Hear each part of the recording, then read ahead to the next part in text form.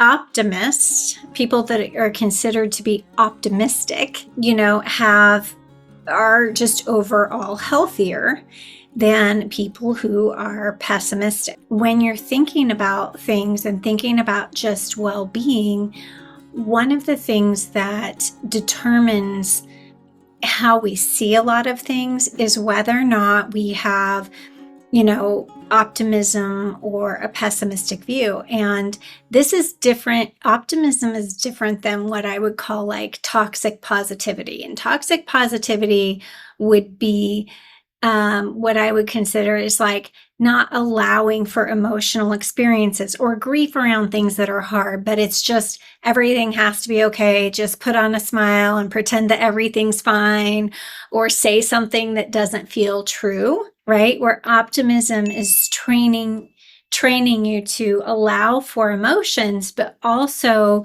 allow for possibilities, right? And it's like, what are the possibilities that we're seeking or expecting? And so they've shown that, optimism in 3 different ways really helps people with health.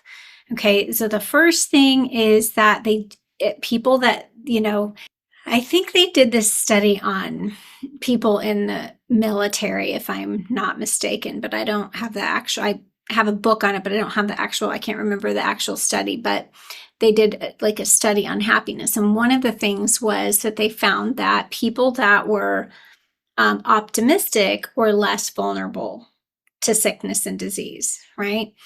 And they think that maybe, there's a few things with that. Like maybe part of it is that they're more likely to take action. So if someone sees a situation as hopeless or unchanging, like when one of the examples that was given is when they finally came out after much suppression and, by the tobacco industry, and finally said like smoking is really bad for you.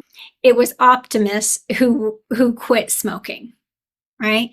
But people that were more pessimistic in nature be like, well, I've probably ruined my health already. Or so, people that when we have a more hopeful anticipation of what's coming next, that we actually take healthier actions because we believe something can come from it, rather than why try because this is going to be too hard, or I'm going to fail, or everything's stacked against me, or, I'm not strong enough, good enough, worthy enough, whole enough, whatever. And so one of the things was less vulnerable to disease because they took action to take care of themselves. So while we might not think of someone as optimistic, maybe you choose to walk that flight of stairs instead of getting on the elevator, right? We might not think of that as an optimistic action, but someone who thinks my choices matter, right? My choices matter. What I do counts, and I can take action on my own behalf. So maybe they say, I'm going to take the flight of stairs, or I'm going to eat some more fruits and vegetables, or I'm going to get to bed earlier. Where if we don't believe that our actions count, pessimistic people feel more like a victim of circumstances. Well, I guess I can't do this because nothing's going to work out for me. So that's the first one. Second, they tended to have greater levels of social support, right? Because they're more willing to, because think about it. I mean, when we go to move into relationships, we all risk something that all of us at some level are afraid of, which is rejection, right? Like we could show an interest in a friendship and they could not reciprocate, or we could, but people that felt like I can have some control over that and I can show interest in someone else, they were more likely to have better social relationships, and better social relationships correlates to better health. So being willing to just have an optimistic view. So like that, it seems like always the wins will tie into something I was planning to share about. And Susie shared about trying to see people as good and look for people that were laughter rather than seeing people as scary. Okay. Well, if you see people as scary, right? Chances are you look for the scary, right? And your brain kind of goes there. Or there might be someone who's perfectly a good person, but we assume they're scary, and so we don't, our brain doesn't go there. It's kind of like it dismisses what's not relevant to us. It says, oh, that's not for you. We're only looking for scary people. And you don't even notice that. I mean, and we all have that bias, right? We can go somewhere, maybe several people are nice to us, but if one person snubs us, we're going to come home, we're going to be thinking about the one person who snubbed us. And so we all do that a little bit naturally. But to try to train yourself to say, that's a healthy mindset, right? I'm going to look and assume that people are loving and can be fun, or people can be interesting, knowing if there's a scary person, she can have control over deciding not to spend more time with that person or deciding not to pursue that friendship.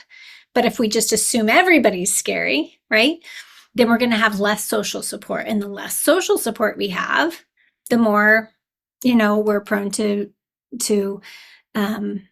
just lower levels of well-being.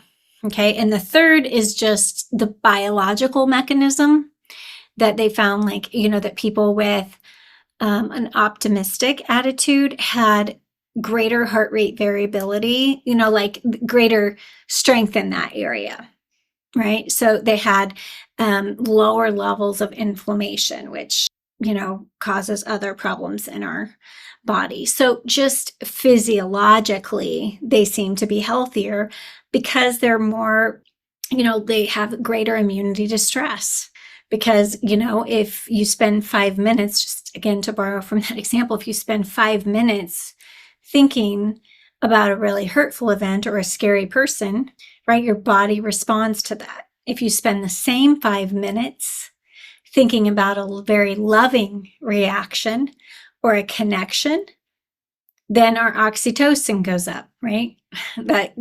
So it's important to think about that in terms of how we can make those little choices all the time and look for how might we be in any situation, whether it's the moment we wake up or what do I assume about the trip? A pessimistic view would be trips are going to be awful and stressful, right? But shifting that says I'm ready. It could be fun, right? And then being able to kind of, again, just bring conscious attention to that shift and then notice how it feels. How does it feel to smile? How does it feel to slow down? How does it feel to govern ourselves when we realize that we're coming back to a familiar trap, a worry trap, right? We know that worry is one of the biggest forms of self-sabotage because most of what we worry about is not something we can take immediate action on. And oftentimes it's not even within the wheelhouse of our control. So if it's not in our sphere of control and we can't take immediate action to make it better, it's really unhealthy, right? But it's a habit. It's a pattern.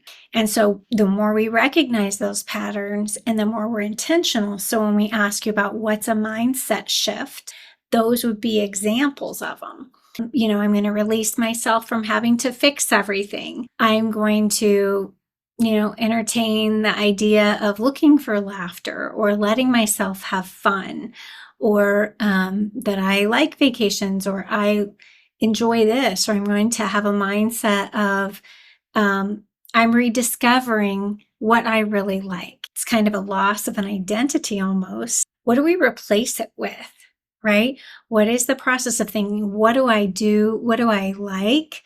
What do I enjoy? What do I get excited about? What's meaningful to me? And we start focusing on those things. And we start filling that and creating that, like, what is a truth aligned identity, right? That says God has given us certain interests, certain aptitudes, certain skills, certain passions. Think about where you might be able to choose, right? So one is emotion, right? And again, positive emotion doesn't always mean happy, although that's what we want, to have more joy, more happiness, more. But sometimes it's caring very compassionately for grieving, being able to allow herself grief and compassion, and then being able to actually have happy thoughts about her mom, right? That's not toxic positivity. That's actually moving through and caring for emotions, but having a very positive reaction to the emotions. And then we can choose things so then that would be like, and choosing the thoughts about that person, right? So it's not ignoring grief if there's grief, but it's also celebrating things that we enjoyed about that person. Or if we have a hurtful, work situation with someone, thinking about someone else at work, like saying, okay, that is there, and I can acknowledge that that's there. But that's not the only option my mind has, because I can think about this relationship, right? And I can choose to spend more time in those relationships. How do I engage more in positive relationships? How do I spend more time thinking about, engaging with, talking to people who are positive, or people who are kind to me and uplifting, rather than the person who's not. Okay. Thinking about engagement in things that bring meaning to our life. If you want to listen to my masterclass where I explain in a little more depth things I've been talking about here, there is a link below. Following that, for people who want to apply for help in working together through nervous system healing, I have an amazing program and community of women, and we just love seeing women break free. So hope this was helpful. See you in the next video.